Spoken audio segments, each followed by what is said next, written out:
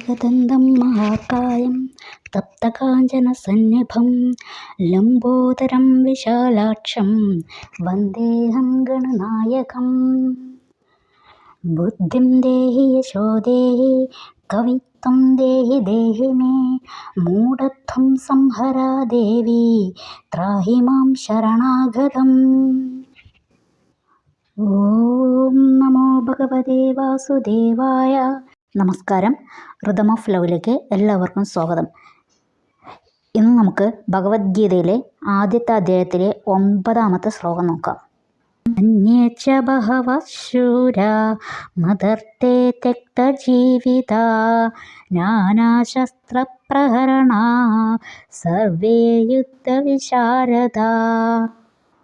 അന്യേച്ച മറ്റു പലരും, ബഹവഹ അനേകം, ശൂരാഹ ശൂരന്മാർ, മദാർത്ഥേ എനിക്കായിക്കൊണ്ട്, തെക്തജീവിതാഹ ജീവൻ ത്യജിക്കാനൊരുങ്ങി, നാനാശസ്ത്രപ്രഹരണാഹ പല വിധത്തിലുള്ള ആയുധങ്ങളുമായി, സർവേ എല്ലാവരും, യുദ്ധവിശാരദാഹ യുദ്ധത്തിൽ നിപുണന്മാരുമാകുന്നു.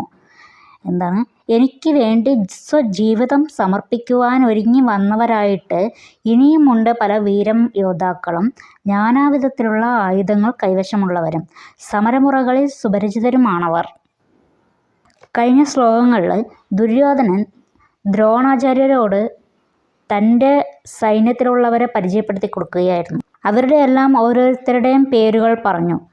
എന്നിട്ട് പറഞ്ഞു, അവർ മാത്രമല്ല, ബാക്കി ഇനിയുമുണ്ട് കുറേ ആളുകൾ, തനിക്ക് വേണ്ടി ജീവൻ പോലും സമർപ്പിക്കാനായി ഒരുങ്ങി വന്നിട്ടുള്ളവർ ഇനിയും ഒരുപാടുണ്ട്. എങ്ങനെയുള്ളവരാണ്?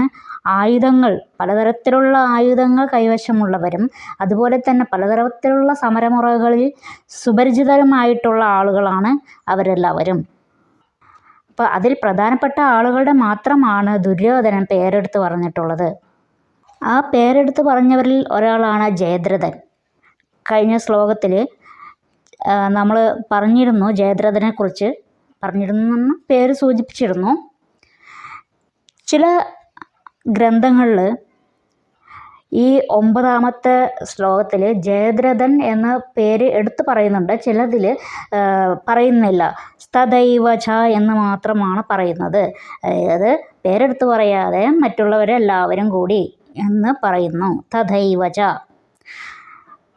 അപ്പോൾ ആരാണ് ജയദ്രഥൻ? കൗരവർ 101 പേരാണെന്നറിയാലോ. ആ കൗരവർക്ക് ആകെ കൂടെ ഒരേ ഒരു പെങ്ങളാണ് ഉണ്ടായിരുന്നത്, ദുശ്ശള. ആ ദുശ്ശളയുടെ ഭർത്താവാണ് ജയദ്രഥൻ. ജയദ്രഥന് പാണ്ഡവരെ മുഴുവൻ വധിക്കണമെന്നൊരാഗ്രഹമുണ്ടായി. അതേ തുടർന്ന് ജയദ്രഥൻ പരമശിവനെ തപസ് ചെയ്ത് വരം വാങ്ങി.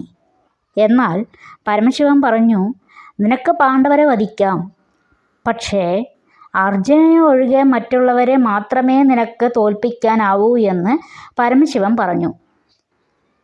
അങ്ങനെ ഒരു വരം കൂടി ജയദ്രഥന് ലഭിച്ചിട്ടുണ്ട്. ഈ ജയദ്രഥനാണ് പിന്നീട് മഹാഭാരത യുദ്ധത്തിൽ അർജുനൻ്റെ പുത്രനായ അഭിമന്യുവിനെ വധിക്കുന്നത്. പത്മവ്യൂഹത്തിൽ അകപ്പെട്ട് അത് ഭേദിക്കാനാവാതെ അഭിമന്യു നിന്നപ്പോൾ അവിടെ വെച്ച് ജയദ്രഥൻ ചതിയിലൂടെ വധിക്കുകയാണ് ചെയ്യുന്നത്. ഇനി നമുക്ക് അടുത്ത ദിവസം 10-ാമത്തെ ശ്ലോകം നോക്കാം. എല്ലാവരും ഭഗവാൻ അനുഗ്രഹിക്കട്ടെ. ഹരേ കൃഷ്ണ.